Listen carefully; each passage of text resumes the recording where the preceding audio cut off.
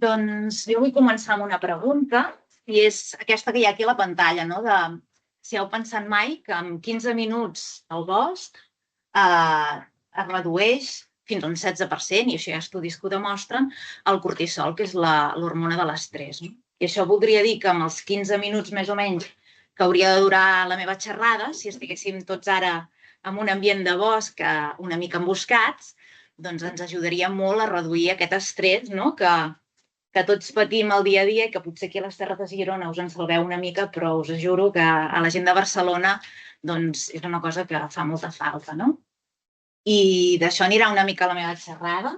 Sí, merci. Jo vinc a parlar des d'una altra mirada i és de la mirada del benestar i del lleure en el bosc. La Sureda, Experiències de Benestar, Bosc, Salut i Natura. Vinc de l'associació Selvens. Però em posaré aquí, que potser t'anirà més bé, així ens veurem. L'associació Selvens és una entitat sense ànim de lucre que va néixer aquí a les Terres Gironines, tot i que ara ja està extesa per tot Catalunya. I un dels seus objectius principals és aquest de conservar el patrimoni forestal més singular, allò que s'entén per boscos madurs. I això no vol dir que no estiguem a favor de la gestió forestal, sinó que sí que es considera que hi ha d'haver uns petits reservoris, no? Alguns boscos que compleixen certes qualitats, que és interessant que es preservin per les futures generacions. A Catalunya en aquest moment estaríem al voltant d'un 3% de massa forestal que tindria aquestes consideracions de boscos madurs, i l'entitat per la qual l'estic aquí representant, doncs estem treballant per mirar que sigui un 5%. Per aconseguir-ho, què es fa? Se sol fer acords de custòdia de conservació amb els propietaris, ja siguin propietaris particulars o administracions públiques.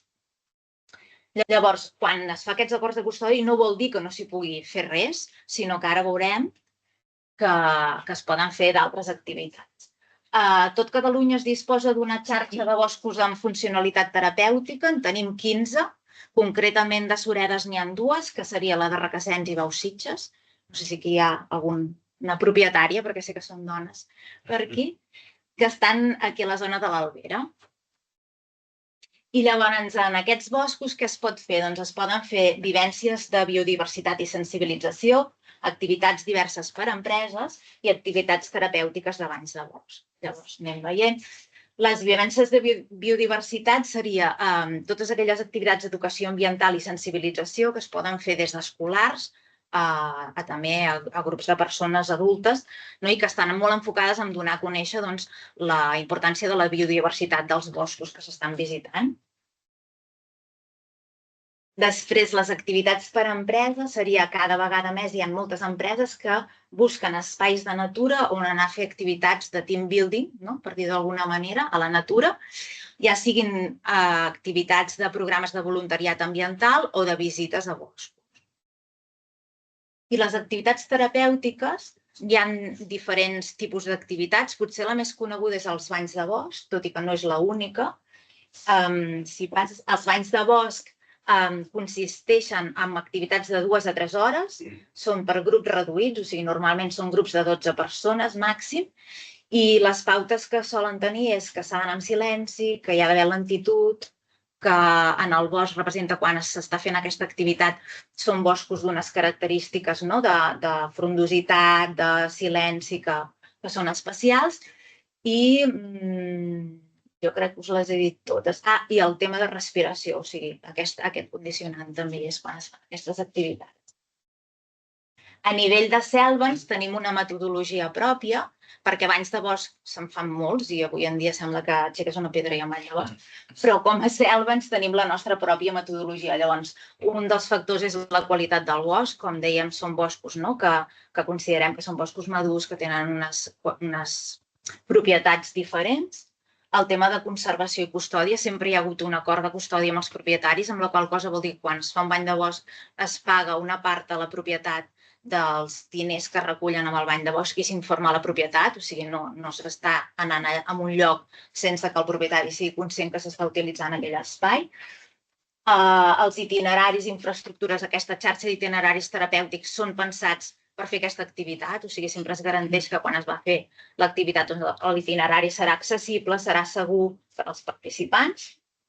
El guiatge, en aquest cas, sempre és professionalitzat. La nostra entitat té un acord amb la Universitat de Girona, que hi ha un postgrau que és de boscos i salut, que la gent que fan els guiatges l'ha cursat, i a més tenim una titulació pròpia, diguem-ne, de guia de banys de bosc, que Selva ens imparteix per la gent que està fent aquests guiatges.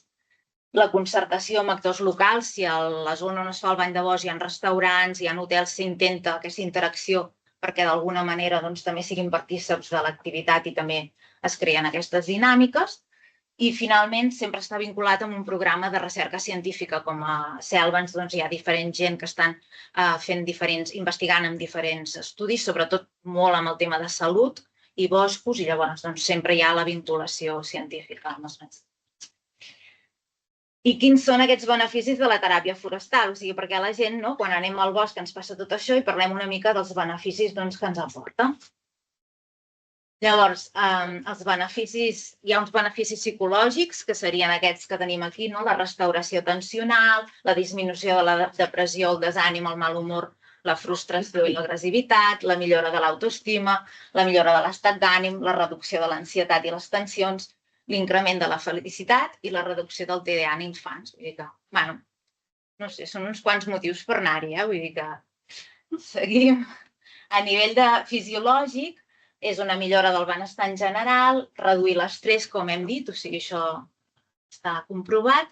També és una millora del sistema immunitari. Hi ha les cèl·lules natural killers, que quan es va al bosc, el fet d'estar exposat amb les fitoncides fa que s'activin aquestes cèl·lules. Això no vol dir que si anem al bosc evitarem el càncer, vull dir, tampoc no donem missatges que no són, simplement que sí que activa les defenses del nostre sistema immunitari.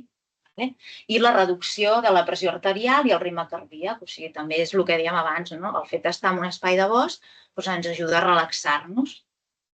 És per això que aquests beneficis també és amb el tractament de malalties. I ja s'està veient que molts centres mèdics i professionals de la salut recepten anar a la natura per tal d'ajudar-nos a millorar en les nostres malalties o haver de prendre menys farmacologia.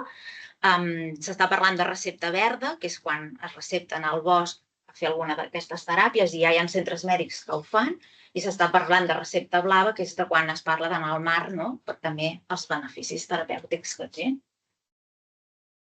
I també hi ha uns beneficis socials, o sigui, el fet d'anar a fer una activitat com un bany de bosc o altres activitats terapèutiques al bosc o a la natura, fa que tinguem relació amb d'altres persones, evita l'aïllament social i fa que, d'alguna manera, ens enforteixi aquest sentit de pertinença, que a vegades la societat actual el que fa és afavorir molt l'individualisme, i les activitats a natura ens ajuden a combatre'l.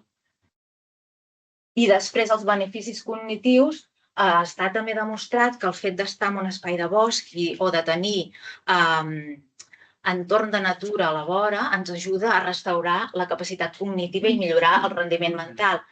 Si us hi fixeu o si penseu, quan anem a hospitals, hi ha cada vegada més també s'han adonat en aquests espais que el fet de posar-nos fotos de paisatges, de natura, ens ajuden, quan estem en un moment que estem combatent una malaltia o estem allà ingressats, a millorar el nostre estat. Per tant, el fet d'estar en un espai de bosc o d'estar en contacte amb el verd, ens ajuda amb tot això. No sé si us he convençut o no, hi ha bastants beneficis. Una mica el que sí que us volíem aportar com a Selva aquí és que pensar també en l'opció dels que tingueu boscos i sigueu propietaris, pensar en aquesta opció de connexió de lleure amb aquests espais i, si em passes, i fer-ho des que es poden oferir per itineraris per a temes de salut i benestar. Això està molt apreciat per la gent, o sigui, individualment hi ha gent que va fer banys de bosc, però també els centres mèdics i professionals de la salut cada vegada busquen més aquests espais on poder ells impartir aquestes dinàmiques. Farmàcies i altres laboratoris també busquen aquests espais com espais on fer investigació i recerca per als seus fàrmacs, i a nivell terapèutic també hi ha grups de dol, hi ha centres de teràpies que busquen espais naturals on poder fer les activitats. A nivell d'ecoturisme, també cada vegada més es busca aquesta mirada de connexió amb la natura, de tenir uns itineraris que ens ajudin a dinamitzar el territori i posar en valor el patrimoni natural i d'aquesta xarxa amb els agents de l'entorn. Si hi ha restaurants, si hi ha hotels, dinamitzar-ho tot. I a nivell d'empreses, cada vegada les empreses s'estan adonant més que tenen una responsabilitat social corporativa a dur a terme, que han de fer activitats per d'alguna manera, fer aquest retorn als treballadors que estan treballant, i llavors es busca anar a aquests espais a fer activitats de voluntariat ambiental, a fer activitats d'equip, i també és una de les opcions.